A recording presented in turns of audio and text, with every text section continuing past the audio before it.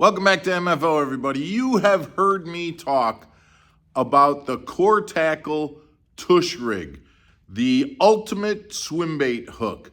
And you've heard me talk about the benefits and what it does to a swim bait like a Keitech and how it gives that bait that full body wobble in the water. Well, and I've told you about this, but I've got some firsthand experience that I want to share with you about why Core Tackle has possibly come up with the ultimate swim bait hook. And I want to let you know what I found when I was fishing this for some smallies on Kentucky Lake. Stick around, guys. We'll be back right after this.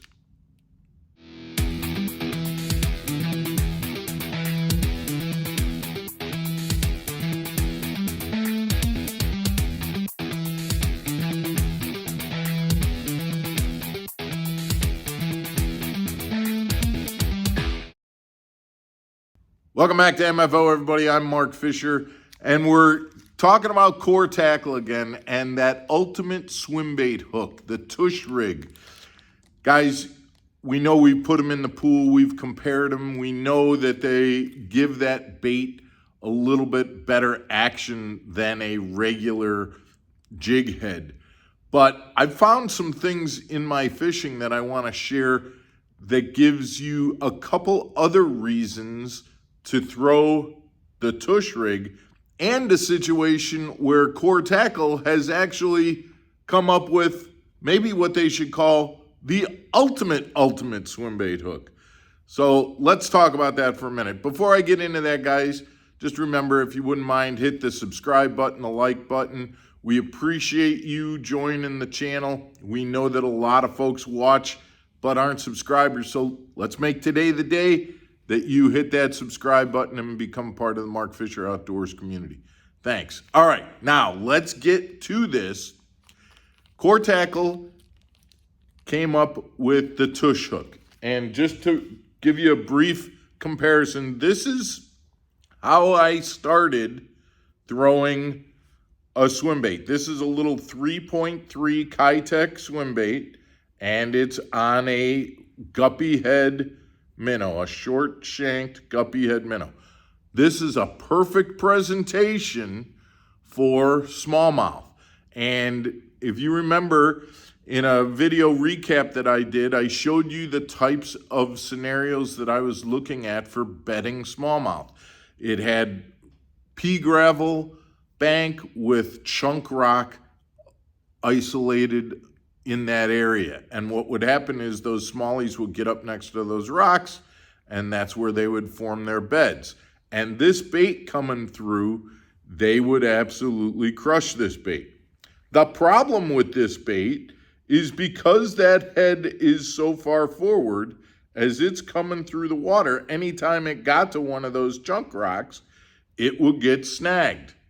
And it would be a situation where I could half the time maybe pop it off, but the other time that head would, because it's riding with the head down, it would get so snagged that I'd have to then go in with the boat to be able to get it unsnagged.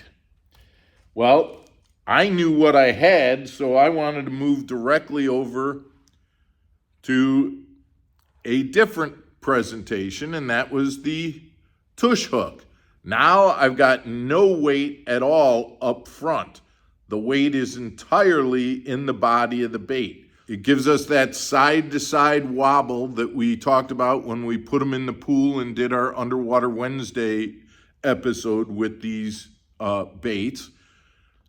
But not only does it swim better, but because the weight is in the body of the bait, it doesn't get snagged as much. And when it does get snagged, it's very easy to pop it out because that weight isn't forward.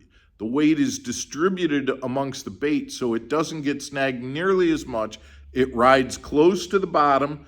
It hits it hits those rocks, comes up off of those rocks, and isn't getting buried inside of those rocks. So throwing the ultimate swim bait hook, the Tush hook, was 100% an improvement in and of itself. Then I went a step further.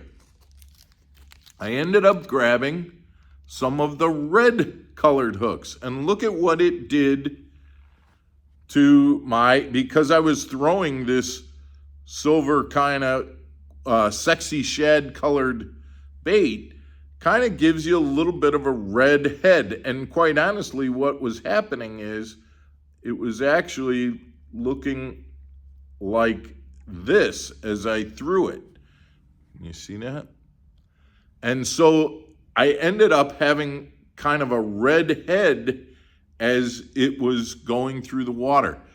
And now all of a sudden, I found that I was getting even more bites when I had the red tush hook embedded in it. Now again, guys, I don't think that red head will make a whole lot of difference if you're throwing a bait that isn't translucent. But if you have a bait that does have some translucency to it, where you can see through the bait, that red does show up. And I'm telling you, I got bit more with the red than I did with the plain. There's no doubt in my mind that I was getting more bites with the red than with the plain.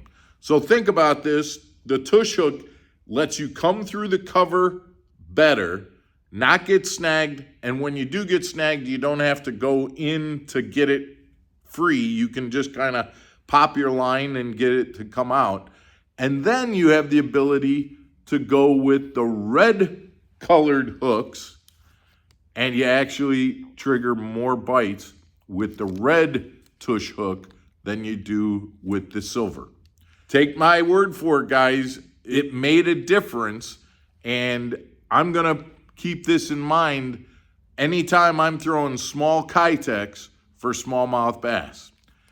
Guys, I hope this information helps.